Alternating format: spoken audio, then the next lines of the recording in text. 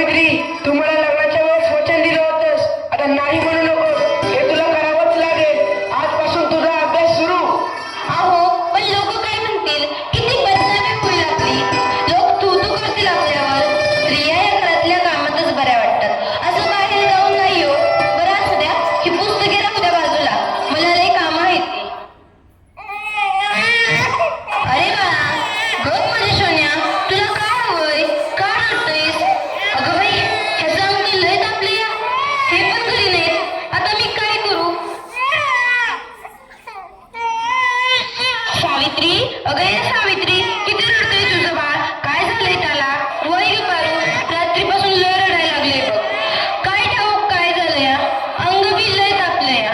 अगं सावित्री, अगं याचं अंग तर इसळी तापलंय या. वय ग पारू, आता मी काय करू? अगं सावित्री, ही तर भूतबाधा आहे, भूतबाधा. काय भूतबाधा? माझ्या लेकराला भूताने झपटले? नाही नाही, असं होऊच शकत नाही. होय सावित्री, असं झालंय. याच्या पावल्या बघ कशा लाल झाल्यात. मग आता मी काय करू? हे पण घरी नाहीत. अगं तुझं पोरगं लय तापले, आता रडत बसू नकोस, लय वाया घालू नकोस. आपल्या गावाबाहेर मांत्रिक बाबा आले, लय जालीम उपाय करतात ते. त्यांच्याकडे घेऊन जा त्याला. वाटलं तर मी येते तुझ्या संग. होय होय, चल लवकर, माझं लेकरू लय तापलं या. बाबा, ते बघा, एक बाई आपल्या बाळाला घेऊन येत आहे आपल्याकडे. म्हणजे आज आपली कमाई होणार. बाबा, माझ्या बाळाला वाचवा, बाबा, माझ्या बाळाला वाचवा. त्याचा इस्तवासारखं तापले. बाबा काहीतरी करा, बाबा काहीतरी करा. तुझ्या बाळाला भूतबाधा झाली आहे. कसली भूतबाधा बाबा? बाई, तुझ्या बाळाला विहिरीतल्या भूताने झपटलंय. काय? विहिरीतल्या भूताने? मग काहीतरी उपाय सुचवा बाबा, मी माझ्या बाळासाठी काय पण करीन. बाई, तू काळजी करू नकोस, बाबांवर विश्वास ठेव, सगळं काही चांगलं होईल. थोडा धीर धर. कसा धीर धरू बाबा, कसा धीर धरू? तुला तुझ्या बाळासाठी बळी द्यावा लागेल, म्हणजे तुला एक बकऱ्याचा नैवेद्य द्यावा लागेल. ठीक आहे बाबा, मी माझ्या बाळासाठी वाटते ते करेन, पण माझं बाळ वाचलं पाहिजे. माझ्या बाळाला वाचवा बाबा. बाई, तुला काय करायची गरज नाही, तू फक्त पैसे दे, नैवेद्य आम्ही करू. ठीक आहे बाबा, मी वाटेल तेवढं पैसे देईन, पण माझं बाळ वाचलं पाहिजे. हे घे अंगाला, दिवसातनं 2 वेळेस लावत जा बाळाला. बाबा की जय हो, बाबा की जय हो, बाबा बोले, बाबा बोले.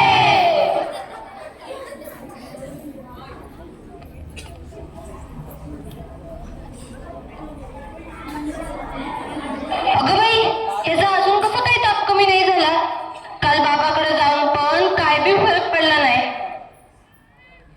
अगं किती रडतोय तो. तुला किती वेळा सांगितलंय त्याला दवाखान्यात घेऊन जा म्हणून, पण तू काय माझं ऐकू नकोस. अहो ऐका ना, चिडू नका. जरा बघा ना हातात घेऊन, याचा ताप कायच कमी नाही झाला. जरा बघा ना याला काय झालंय ते. त्यावेळी तुला किती वेळा सांगितलं की घरात प्रसूती करू नकोस म्हणून. अशा वेळी एका आईचं आणि बाळाचं दवाखान्यात असणं किती महत्वाचं असतं, माहित आहे का तुला? अहो पण पुरुषाच्या हातून प्रसूती करताना लाज वाटते.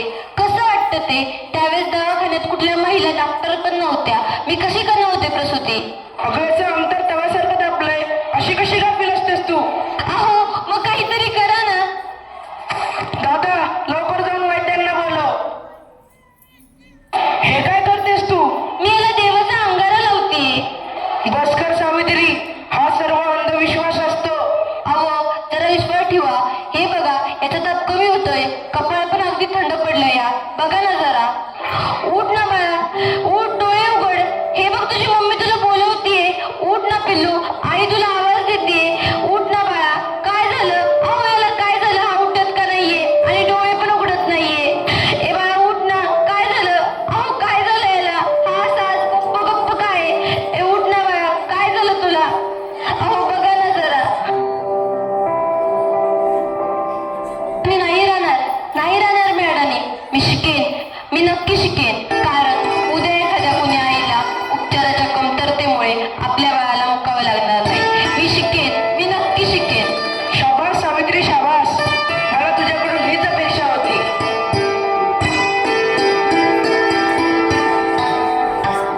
अगं बाई, मला माहितीच नव्हतं सूर्य हा पृथ्वीच्या गोल फिरतो. अगं सूर्य पृथ्वीच्या गोल फिरत नाही, पृथ्वी सूर्याभोवती फिरते, समजलं? चल गाऊन घे. तुम्ही मला सारखं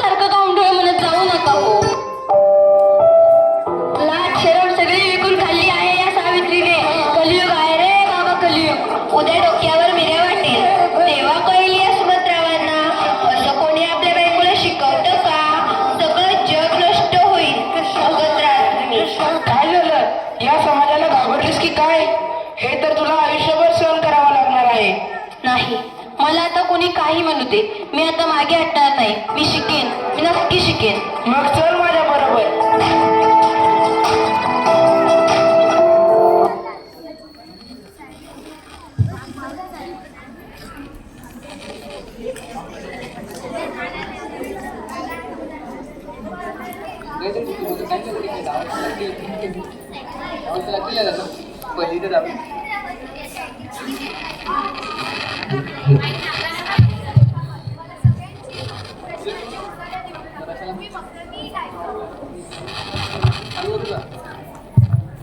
पोस्टमन, सुमंतरावांचं घर हेच आहे का? तुमची दिल्लीहून टार आलीये.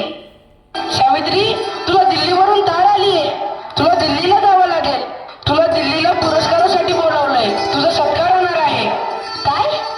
आज हे फक्त तुमच्यामुळे शक्य झालं. नाहीतर मी एकटी काहीच करू शकले नसते. कॉंग्रॅच्युलेशन्स. Keep it up. महिलांचा सन्मान वाढवलात तुम्ही. आज माझ्या हातात ही डॉक्टरकीची पदवी नसून उद्याच्या त्या सोनेरी क्षणाची चावी आहे, जिच्यावर आजपर्यंत फक्त अंधविश्वास व नकारात्मकतेचे कुलूप लागले होते. माझ्या देशात अशा अनेक महिला आहेत ज्यांची स्वप्न चुलीच्या धुरात हरवून गेली आहेत. मला असं वाटतं ही स्वप्नांची पतंग खुल्या आकाशात उडावी आणि प्रत्येक घरात सुमंतराव असावे, कारण हे या पतंगाच्या दोऱ्याला कधीच कापू देऊ नये. हे करणं खूप अवघड तर आहेच, पण अशक्यही नाही. सावित्री, चुकलं माझं, मला माफ कर. मी तुला नाही ते बोलले. तू आज शिकून समाजाला धडा शिकवलास. आम्ही काय आडाने त्या आडानेच राहिलो. आता आम्ही पण शिकणार. खरं सावित्री, चुकलं आमचं, माफ कर आम्हाला.